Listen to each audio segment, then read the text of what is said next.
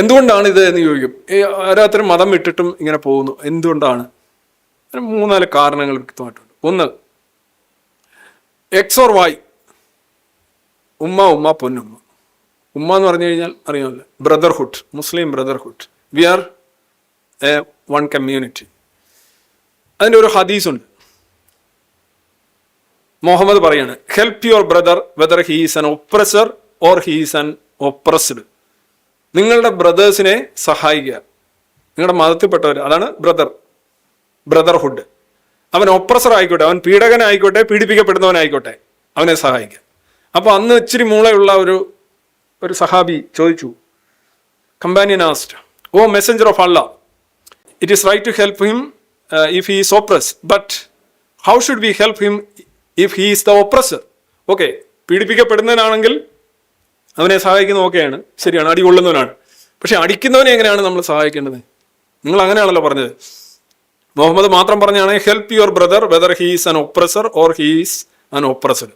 അടിക്കുന്നവനാലും അടി കൊടുക്കുന്നതിനാലും നമ്മുടെ ആളെ സംരക്ഷിക്കണമെന്നാണ് മുഹമ്മദ് പച്ചയ്ക്ക് പറഞ്ഞത്. അപ്പൊ ആ കമ്പാനിയൻ ഇച്ചിലൂടെ അയാൾക്ക് എന്തോ ഒരു, ഇപ്പോൾ ഇതില് വേറൊരു ഹിസ്റ്ററിയും കൂടി ഇതിനുണ്ട്. ഇയാൾ ഇതിന് മുമ്പ് ഇത് ഉദ്ധരിച്ചിരുന്നു. അപ്പൊ അത് ഒന്നാമത്തേൽ നിർത്തി.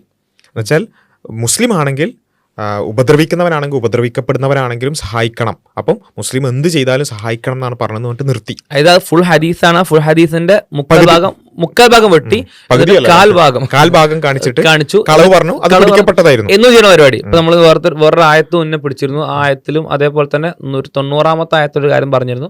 അത് കാണിക്കാതെ 90-ാമത്തെ ആയത്തിലെ കാര്യം മാത്രം സ്ഥിരം കലാപരിപാടിയാണ് ചെയ്യുന്ന പരിപാടി, നോർമൽ പരിപാടി. അപ്പോൾ പിടിക്കപ്പെട്ടു. അത് പിടിക്കപ്പെട്ട ഓർമ്മയുണ്ട്. അതുകൊണ്ട് ഇപ്രാവശ്യം അത് ഫുള്ള് വായിക്കുന്നുണ്ട്. പക്ഷെ ശരിക്കും നിങ്ങൾ ശ്രദ്ധിക്കണേ. അതായത് മുമ്പ് ഇയാൾ തട്ടിപ്പ് നടത്തി പിടിക്കപ്പെട്ടു. അന്ന് നമ്മൾ ചാനലടക്കം വീഡിയോ ചെയ്തിട്ടുണ്ടെന്നാണ് എൻ്റെ ഓർമ്മ. പച്ചക്കളവ്. കാരണം എന്താ വെച്ചാൽ ഇതിവിടെ ശരിക്കും ഹദീസിലുള്ള ഇത്രേ ഉള്ളൂ, നിങ്ങളുടെ സഹോദരനെ സഹായിക്കുക. എന്താണ്, നിങ്ങൾ അവർ ഉപദ്രവിക്കുന്നവരാണെങ്കിലും ഉപദ്രവിക്കപ്പെടുന്നവരാണെങ്കിൽ എങ്ങനെയാണ് നമ്മൾ സഹായിക്കുക? അവരെ ഉപദ്രവത്തിൽ നിന്ന് രക്ഷപ്പെടുത്തിയിട്ട്. ഉപദ്രവിക്കുന്നവരാണെങ്കിൽ അവനോട് തന്നെ അക്രമം ചെയ്തുകൊണ്ടിരിക്കുകയാണ്. കാരണം ഞാൻ സമദിനെ ഉപദ്രവിക്കുകയാണെങ്കിൽ, ശരിയാണ്, സമദിന് അത് പ്രയാസം ഉണ്ടാക്കുന്നുണ്ട്, അത് എന്നോടും കൂടിയുള്ള അക്രമമാണെന്നാണ് ഇസ്ലാമികമായ. എന്ന് വെച്ചാൽ ഞാൻ പാപം ചെയ്യാണല്ലോ.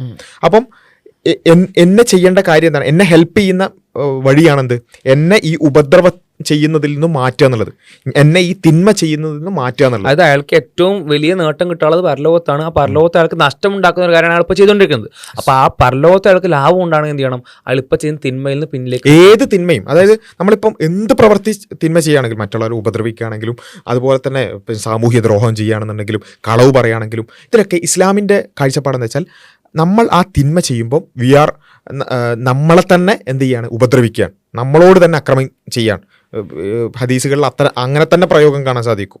ളലംന അംഫുസന, ഞങ്ങളോട് തന്നെ അതിക്രമം ചെയ്തു പോയി എന്ന് പറയും. അപ്പം സ്വയം തന്നെ അക്രമം ചെയ്യാണ് നമ്മൾ. മറ്റൊരാളെ ഉപദ്രവിക്കുകയാണെങ്കിലും വേറെ ഏത് തിന്മ ചെയ്യുകയാണെങ്കിലും. അപ്പോൾ ഒരാളോട് ചെയ്യുന്ന ഒരു നന്മയാണെന്ത്? അയാൾ ആ തിന്മയിൽ നിന്നും തടയുക എന്നുള്ളത്. ഇതാണ് യഥാർത്ഥത്തിൽ ഈ ഹദീസിന്റെ ഉദ്ദേശം. വളരെ പ്ലെയിൻ ആയിട്ട് പറയുകയാണെങ്കിൽ, ഇയാൾ ഇതിനെ കട്ടുമുറിച്ചിട്ട് ആദ്യം അവതരിപ്പിച്ചു, അന്ന് പിടിച്ചു, നല്ല രൂപത്തിൽ കിട്ടി ആ ഓർമ്മയിൽ. പിന്നെ ഇയാൾ ഹദീസ് ഫുള്ള് വായിക്കുമ്പോൾ പോലും ഒരു മനുഷ്യൻ ഇങ്ങനെ പറയാൻ പറ്റണം എന്നുണ്ടെങ്കിൽ അയാളെ തലയിൽ എന്തായിരിക്കും എന്നുള്ളത് നിങ്ങൾ ആലോചിച്ച് നോക്കുക.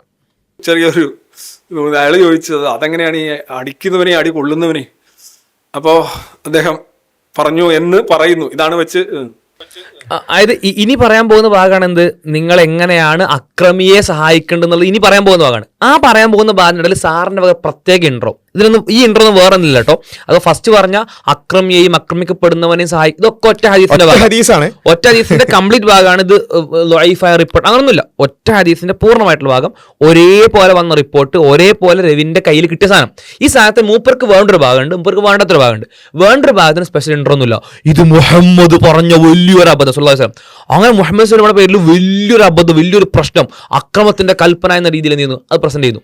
ഇയാൾക്ക് ഇഷ്ടമില്ലാത്ത മാനവികമായിട്ടുള്ള തലം വരുന്ന ഭാഗം പറയുമ്പോഴാണ് ചില സഹാബി ചോദിച്ചു, ഓളമുള്ള സഹാബി അയാൾ ഇതൊന്നും ഹദീസിൽ കാണാൻ പറ്റില്ല കേട്ടോ. ഇതിന്റെ ഒരു നിലക്കുള്ള റെഫറൻസും ഇയാൾക്ക് എവിടുന്നും കിട്ടില്ല, സീറ പോലും കിട്ടില്ല. ആ സ്വഹാബിയുടെ മനസ്സിൽ എന്തായിരുന്നു, ആ സ്വഹാബിയുടെ ടോൺ എങ്ങനെയായിരുന്നു, ഇതൊന്നുമില്ല. ബോസിന്റെ കുറെ ചിരി, ആ സഹാബി ഇങ്ങനെ ചോദിച്ചു, അപ്പൊ അങ്ങനെ പറഞ്ഞു. എന്നിട്ട് മുഹമ്മദ് വസ്ലം എന്ത് ചെയ്യുന്നു? പറഞ്ഞു എന്ന് പറയപ്പെടുന്നു, ഉറപ്പില്ല എത്രയില്. മറ്റേത് ഉറപ്പുണ്ട്. ഫസ്റ്റ് ഭാഗം ഉറപ്പുണ്ട്, ഒരേ ഹദീസിന്റെ ഫസ്റ്റ് ഭാഗം അത് അയാൾക്ക് വേണ്ട ഭാഗമാണ്, അത് പറഞ്ഞു ഉറപ്പാണ്. രണ്ടാമത്തെ ഭാഗം പറഞ്ഞു ഇയാൾക്കൊരു ഉറപ്പില്ല, പറഞ്ഞു എന്ന് പറയപ്പെടുന്നു. ഓക്കെ, എന്താണ് പറയപ്പെടുന്ന കാര്യം? By restraining him or preventing from committing operation, that is how you help him. അവനെ ഹെൽപ്പ് ചെയ്യണം. അവൻ ഓപ്പറേഷൻ നടത്തിക്കൊണ്ടിരിക്കുകയാണ്. ഓപ്പറേഷൻ കൂടുതൽ നടത്തി കഴിഞ്ഞാൽ അവൻ തീഹാറിലേക്ക് പോകാൻ സാധ്യതയുണ്ട്. ഇത് ഹദീസിലുണ്ടോ? ഇങ്ങനെയാണ് എന്ന് ഹദീസിലുണ്ടോ? ഇല്ല. നമ്മൾ നേരത്തെ പറഞ്ഞതുപോലെ തന്നെ തിന്മകളിൽ നിന്ന് ഒരാളെ തടയുക എന്നുള്ളത്, അയാളെ ഹെൽപ്പ് ചെയ്യുക എന്നുള്ളതാണെന്നുള്ളത് ഏത് അർത്ഥത്തിലാണെന്നുള്ളത് നമ്മൾ വളരെ ക്ലിയർ ആണ്. പക്ഷേ ഇയാൾ പറയാനെന്ത്, അതായത് ഒരു മുസ്ലിം തെറ്റ് ചെയ്താൽ അവൻ തീഹാറിലേക്ക് പോകാൻ സാധ്യതയുണ്ട്, ആ സാധ്യതയെ ഒഴിവാക്കാൻ വേണ്ടിയാണ് എന്ന് വെച്ചാൽ അത് അടക്കം ഒരു ഒരു എന്താ പറയുക, മുസ്ലിം എന്നുള്ള നിലക്കുള്ള ഒരു സ്നേഹത്തിൻ്റെയും ഐഡൻറ്റിറ്റിയുടെയും ബ്രദർഹുഡിൻ്റെ ഒക്കെ ഭാഗമാണെന്ന് പറഞ്ഞിട്ട് അതിനെ അടക്കം ന്യായീകരിച്ച് മെഴുകുകയാണ്. അപ്പോൾ അവനോട് പറയണ ഇത് ശരിയല്ല, അവനെ നിയന്ത്രിക്കണം. മനസ്സിലായില്ലേ? ഇപ്പോൾ അടി കൊള്ളുന്നവൻ്റെ അല്ലെ പീഡനത്തിന് വിധേയനാകുന്നവൻ്റെ വെൽബീയിങ്ങിനെ കുറിച്ചല്ല പറയുന്നത്. നമ്മുടെ ട്രൈബിൽ പെട്ടതായതുകൊണ്ട് ഈ ഒപ്രസറെ എങ്ങനെ സംരക്ഷിക്കാമെന്നുള്ളതാണ് പറയുന്നത്. അവനെ റെസ്ട്രെയിൻ ചെയ്യണം, സംരക്ഷിക്കുക. എങ്ങനെ ഒരാൾക്ക് ഇത്ര വൃത്തികെട്ടവനാ പറ്റുന്നത്? ഇങ്ങനെ ചിന്തിക്കാനും ഇങ്ങനെ പറയാനും എങ്ങനെ പറ്റുന്നത്? അഥവാ ഒരാൾ പറയണം നിങ്ങൾ അക്രമിനെ തടയണം എന്ന് പറയാണ്, അക്രമിനെ തടയുന്നതാണ് അക്രമിനുള്ള സഹായം എന്ന് പറയണം. അപ്പം നിങ്ങൾ പറയാണ് ആ അക്രമിനെ സേവ് ചെയ്യാൻ, ആ അക്രമിങ്ങളെ കൂടെ ഉണ്ടാവാൻ, അയാൾ ജയിലിലേക്ക് പോകാതിരിക്കാൻ, അതിനാണത് പറയുന്നതെന്ന് പറയാൻ എങ്ങനെ എനിക്ക് പറ്റും? അത്രയും വെറുപ്പ്.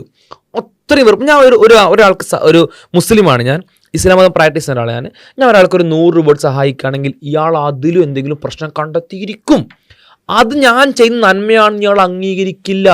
അല്ലെങ്കിൽ മുഹമ്മദ് വസ്ലം ഒരാളെ ആ തരത്തിൽ സഹായിക്കുന്നതിൻ്റെ 1000 കണക്കിന് സ്ഥലത്ത് നമുക്ക് ഹദീസിൽ കാണാൻ പറ്റും. ആ ഒരു സഹായം പോലെ ഇയാൾ മുഹമ്മദ് വസ്ലം ചെയ്യുന്ന നന്മയാണെന്ന് പറയൂല. അത് ഒരാൾക്ക് വെള്ളം വായിൽ വെച്ച് ഒഴിച്ചു കൊടുക്കുന്നതാണെങ്കിൽ പോലും, ദാഹിക്കുന്ന ഒരാൾക്ക് വെള്ളം വായിൽ വെച്ച് ഒഴിച്ചു കൊടുക്കുന്നതാണെങ്കിൽ പോലും അതിന് വേറെ എന്തെങ്കിലും വെറുപ്പിൻ്റെ കഥ ഈ മനുഷ്യൻ ഉണ്ടാക്കിയിരിക്കും. അതാണ് ഒരാളുടെ view, point of view, perspective. ഇയാൾ ആരെ പറ്റി പറയുന്നത്, ബിൻലാദിനെ പറ്റി പറയുന്നല്ലോ. ആ ബിൻലാദ് എന്ന് പറയുന്ന മനുഷ്യനല്ല, അയാളുടെ മനസ്സ് സോഫ്റ്റ്വെയറിന് പ്രശ്നമുള്ളത്. ഒരാളെ സോഫ്റ്റ്വെയർ ആണ് നശിപ്പിക്കുന്നതെങ്കിൽ രവിയുടെ മനസ്സിൽ കയറിയ സോഫ്റ്റ്വെയർ, രവിയെ നശിപ്പിച്ചുകൊണ്ടിരിക്കുന്ന ഏറ്റവും അതിനേക്കാൾ അപകടമുള്ള വേറെ സോഫ്റ്റ്വെയർ ലോകത്ത് ഉണ്ടായിട്ടില്ല. അജാതി വെറുപ്പാണ് ഓരോ വിഷയങ്ങളും ഇയാൾ പറയുന്നതാണ്. ആക്ച്വലി ഒരു കുറ്റകൃത്യം കാണുകയാണെങ്കിൽ നമ്മൾ എന്ത് ചെയ്യണം? We normally need to report ചെയ്യാം, പോലീസിനെ അറിയിക്കുക, ആരെങ്കിലും അറിയിക്കുക, ഒരു പൗരൻ എന്ന നിലയിൽ. ഈ റിപ്പോർട്ട് ചെയ്യാന്നുള്ളതും ഇത് തടയുന്നതിന്റെ ഭാഗം തന്നെയാണ്. അതായത് നമ്മളിപ്പോൾ ഒരു അക്രമി ഒരാളെ ആക്രമിച്ചുകൊണ്ടിരിക്കുകയാണ്. അപ്പോൾ നമ്മൾ ചിലപ്പോൾ നേരിട്ട് പോയിട്ട് ഫിസിക്കലി തടയേണ്ടി വരും, ചിലപ്പോൾ റിപ്പോർട്ട് ചെയ്തിട്ട് തടയേണ്ടി വരും. ഇതൊക്കെ ഇതിന്റെ ഭാഗം തന്നെയാണ്. പക്ഷെ ഇയാൾ എന്ത് ചെയ്യാണ്? ഇയാളൊരു നെറേറ്റീവ് ഉണ്ടാക്കുകയാണ്. ആ റിപ്പോർട്ട് ചെയ്യേണ്ടാതിരിക്കാൻ വേണ്ടിയിട്ട് പറയുന്ന ഒരു സംഭവമാണ് എന്നുള്ളതൊക്കെ ഒരു വല്ലാത്തൊരു മനുഷ്യൻ തന്നെ കേട്ടോ. അത് വേറൊന്നും പറയാനില്ല, എന്താ പറയാന്. കാരണം അത് അവിടെ നിർത്തുന്നോണ്ടായില്ലല്ലോ. നമ്മൾ രണ്ടുപേരും അടിച്ചു കൂട്ടുകയാണ്, പിടിച്ചു മാറ്റുക എന്ന് പറഞ്ഞാൽ അവിടെ തടയുന്നു. Okay, right. അവിടെ അത് ആണോ യഥാർത്ഥത്തിൽ നമ്മൾ ധാർമ്മികമായിട്ട് ചെയ്യേണ്ടത്? ഇത് എത്രയും ചെയ്തവന് ഒരു ശിക്ഷ വേണ്ടേ? നമ്മളായി ശിക്ഷിക്കാൻ പറ്റത്തില്ല, നമുക്ക് അതിനുള്ള അധികാരമൊന്നുമില്ല. പക്ഷെ നമ്മളത് റിപ്പോർട്ട് ചെയ്യണ്ടേ, പോലീസിനെ വിളിക്കണ്ടേ? ഇസ്ലാമിൽ ഇതിനൊക്കെ ശിക്ഷ ഉണ്ട് കേട്ടോ. ആ വിഷയം പറയുമ്പോൾ ഇത് പറയാം ഇസ്ലാമിന്റെ പ്രാകൃതമായ ശിക്ഷാരീതികളുടെ പ്രശ്നങ്ങൾ പറയും. ഇസ്ലാം ശിക്ഷനെ പറ്റി പറയുമ്പോൾ അപ്പോൾ ശിക്ഷ അവിടെ ഇസ്ലാമിന്റെ ഭാഗത്താണെങ്കിൽ ശിക്ഷ പ്രശ്നമാണ്, ശിക്ഷ അല്ലാത്ത പ്രശ്നമാണ്. നിങ്ങൾ ഒരാളെ റിപ്പോർട്ട് ചെയ്യുന്ന പ്രശ്നമാണ്. അപ്പോൾ ഇവിടെ പറഞ്ഞിക്കാണെന്ന് വിചാരിച്ചോ, ഈ ഹദീസിൽ പറഞ്ഞ വിചാരിച്ചോ, നിങ്ങൾ അയാളെ നിയമത്തിന് മുന്നിൽ കൊണ്ടുവരാന്ന് പറയുമ്പോൾ ഒരു സുഹൃത്ത് ഒരു തെറ്റ് ചെയ്യുമ്പോൾ ആ സുഹൃത്തിനെ നേരെ നിയമത്തിന് മുന്നിലേക്ക് കൊണ്ടുപോകാനാണോ ഇസ്ലാം പറയുന്നത്? അയാളൊന്ന് സഹായിച്ചൂടെ? തിരിച്ച് ശരിയായി വരാനുള്ള സമയം കൊടുക്കണ്ടേ എന്നൊക്കെ ആയിരിക്കും ഇയാൾ പറയാ. ഇസ്ലാം എന്ത് പറയുന്നു? നേരെ ഓപ്പോസിറ്റ്. വേറൊന്നുമില്ല, വേറൊന്നും നമുക്ക് വിഷയമല്ല. പോലീസിനെ വിളിക്കണ്ടേ? അങ്ങനെയല്ലേ ചെയ്യണ്ടേ? ഇവിടെ യഥാർത്ഥത്തിൽ ഇവനെ രക്ഷിക്കാനായിട്ട് അവനെ തടയാനാണ് കാര്യം. അവൻ കൂടുതൽ ഇങ്ങനെ ബഹളം ഉണ്ടായിക്കൊണ്ടിരുന്നു കഴിഞ്ഞാൽ അവനെ നാട്ടുകാർ തല്ലിയാലോ, അതുകൊണ്ട് നമ്മുടെ ആളാണ് എന്നാണ് ആ പറയുന്നതിന്റെ അർത്ഥം. അതാണ് ആ പറയുന്നതിന്റെ അർത്ഥം. അപ്പോൾ ഇത് ഞാൻ 2-3 വർഷത്തിന് മുമ്പ് ഇതേ സാധനം ഞാനിങ്ങനെ പറഞ്ഞപ്പോൾ ഒരാൾ പറഞ്ഞു, നിങ്ങളത് ഭയങ്കര ഇതായിട്ടാണ് പറയുന്നത്, അതിനകത്ത് പറയുന്നു നോക്കൂ, റെസ്ട്രെയിനിങ് ചെയ്യണം, അവനെ പ്രിവെന്റ് ചെയ്യണം കമ്മിറ്റിംഗ് ഫ്രം ഒപ്രഷൻ എന്നാണ് അദ്ദേഹം പറഞ്ഞത്. അത് വലിയ കാര്യമാണ്. അപ്പം ഞാൻ ചോദിച്ചു, റെസ്ട്രെയിൻ ചെയ്യാന്ന് പറഞ്ഞാൽ എന്താണ്? അത് കട്ട് ചെയ്തിരുന്നു ഇയാള് അത് മുറിച്ചിട്ട് പറഞ്ഞത് പിടിക്കപ്പെട്ടതിനെ കുറിച്ചാണ് പറയുന്നത്. ഏതോ ഒരാൾ പറഞ്ഞു അങ്ങനെയല്ല, നല്ലോണം കിട്ടിയതാണ് സംഭവം. അത് ഇപ്പോഴും ഓർമ്മയുണ്ട് സംഭവം. നോണ പറഞ്ഞത് വരില്ല, അതിങ്ങനെ മെമ്മറായിട്ട് ഇങ്ങനെ കയറി തികട്ടി വരുന്നതാണ് പറയുന്നത്. അന്ന് ഒരു സത്യസന്ധത ആലോചിച്ച് ഓക്കെ ചിലപ്പോൾ അന്ന് എന്തെങ്കിലും ആവശ്യത്തിന് വേണ്ടി കട്ട് ചെയ്തതോ അല്ലെങ്കിൽ അറിയാതെയാണെന്ന് വിചാരിക്കാം. ഓക്കെ, അങ്ങനെയൊന്നും സംഭവിക്കൂല, ഒരു ഹദീസിന്റെ കാൽഭാഗം മാത്രം കിട്ടൂലല്ലോ. എന്നാലും സത്യസന്ധത ഇല്ലേ, ഞാനന്ന് അത് പകുതിയായിരുന്നു പറഞ്ഞു പോയതെന്നോ അല്ലെങ്കിൽ അന്ന് പറഞ്ഞത് സമ്മതിക്കുന്നില്ലല്ലോ, അത് പറ്റൂല. അത് ഇസ്ലാമിനെ തെറ്റുപറ്റുള്ളൂ, അതാണ് ഒരു പ്രധാനപ്പെട്ട കാര്യം. രവി സാറിന് തെറ്റില്ല, ഇസ്ലാമിന് തെറ്റുപറ്റും. ഇനി ഈ ഇസ്ലാമിന്റെ പകുതി മാത്രം ഉദ്ധരിച്ചാലും അതും ഇസ്ലാമിന്റെ തെറ്റാണ്, അത് നമ്മുടെ പ്രശ്നമാണത്. അപ്പൊ ഞാൻ ചോദിച്ചു, റെസ്ട്രെയിൻ ചെയ്യാന്ന് പറഞ്ഞാൽ എന്താണ്? അങ്ങനെ ചെയ്യരുതെന്ന് പറയുക, അത് സ്വാഭാവികമായിട്ട് പറയുക. എന്തിനാണ്? അവനെ രക്ഷിക്കാനാണ്. ഇതിനകത്ത് സ്ട്രെസ് എവിടെയാണ്? അവനെ രക്ഷിക്കുക എന്നുള്ളതാണ്. അവനെ പ്രിവെന്റ് ചെയ്യും റെസ്ട്രെയിൻ ചെയ്തുകൊണ്ട് കാര്യമില്ല. അവനെ യഥാർത്ഥത്തിൽ റിപ്പോർട്ട് ചെയ്ത് കൊടുക്കുകയാണ് വേണ്ടത്.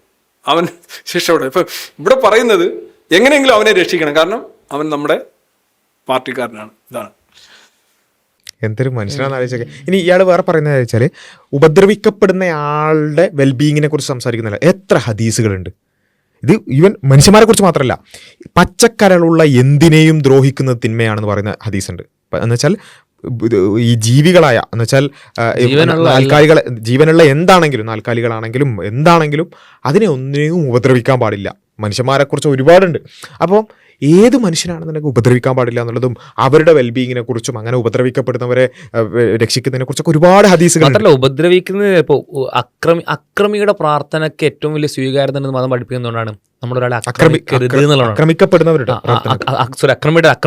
അപ്പോൾ ഞാൻ ഒരാളെ ആക്രമിച്ചു കഴിഞ്ഞാൽ അവന്റെ പ്രാർത്ഥന, ഞാൻ ആരാണ് ആക്രമിക്കുന്നത്, ആ ആക്രമിക്കപ്പെട്ടവന്റെ പ്രാർത്ഥന ഉറപ്പായിട്ട് സ്വീകരിക്കപ്പെടുന്ന പ്രാർത്ഥനയുടെ കൂട്ടത്തിൽ എന്ന് പറഞ്ഞാൽ അവന്റെ പ്രാർത്ഥനക്കും അള്ളാഹുവിന്റെയും ഇടയിൽ മറയുണ്ടാവില്ല എന്നുള്ളതാണ് പറയുന്നത്. അപ്പൊ അവൻ എനിക്കെതിരെ പ്രാർത്ഥിച്ചു കഴിഞ്ഞാൽ എനിക്കത് വലിയ അപകടമാവും എന്നുള്ളത് അക്രമിക്ക് തോന്നണം. അപ്പൊ ആ തരത്തിൽ ആന്തരികമായിട്ടും ഇനി ഭൗതികമായിട്ടും നിയമപരമായിട്ടും സകല രീതിയിലും അക്രമിയെ തടയാൻ ശ്രമിക്കുന്ന, ആക്രമിക്കപ്പെട്ടവന്റെ കൂടെ നിൽക്കാൻ ശ്രമിക്കുന്ന ആ ഒരാശയത്തെ പറ്റി പറയുന്നത്, അതൊന്നും ശ്രദ്ധിക്കാത്ത, അക്രമിയെ സഹായിക്കാൻ എങ്ങനെയൊക്കെ നോക്കുന്ന, ആക്രമിക്കപ്പെട്ടവന്റെ വെൽബീങ്ങിനെ തീരെ നോക്കാത്ത മതമാണ്, ആശയമാണെന്നുള്ളത് ഒന്ന് ആലോചിച്ച് നോക്കുക. എത്രമാത്രം ഡിസ്റ്റോർട്ട് ചെയ്തിട്ടാണ് ഇവരൊക്കെ സംസാരിക്കുന്നത്. ഇത് ഞാൻ പറയുന്നത് വളരെ എക്സ്പ്ലിസിറ്റ് ആയിട്ട് നമുക്ക് മനസ്സിലാവുന്ന ഒരു കാര്യമാണ്. അതിനെക്കുറിച്ച് പോലും ഇങ്ങനെ പറയാൻ. അപ്പോൾ ഇവരൊക്കെ പല വിഷയങ്ങളിലും ഇപ്പോൾ ന്യൂആൻസ്ഡ് ആയിട്ടുള്ള ജിയോ പൊളിറ്റിക്കൽ ഇഷ്യൂസ്, രാഷ്ട്രീയ വിഷയങ്ങളിലൊക്കെ ഇവരെത്രത്തോളം വലിയ മാനിപ്പുലേഷൻസ് ആയിരിക്കും നടത്തിയിട്ടുണ്ടാവുക എന്നുള്ളത് ഒന്ന് ആലോചിച്ച് നോക്കുക എന്നുള്ളത് മാത്രമാണ് പറയാനുള്ളത്. ഇത്തരക്കാരായ ആളുകളെ ക്ലിയറായി മനസ്സിലാക്കുക. ഇവരുടെയൊക്കെ ഈ സംസാരങ്ങളിലൂടെ തന്നെ ഇവരൊക്കെ എക്സ്പോസ്ഡ് ആവുന്നുണ്ട്. അത് നമ്മൾ ആ നിലക്ക് തന്നെ പരിശോധിക്കുകയും പഠിക്കുകയും ചെയ്യുക എന്നുള്ളതാണ് പറയാനുള്ളത്. കൂടുതൽ കാര്യങ്ങൾ നമുക്ക് അടുത്ത വീഡിയോകളിൽ ഡിസ്കസ് ചെയ്യാം. അസ്സലാമു അലൈക്കും വറഹ്മത്തുള്ളാഹി.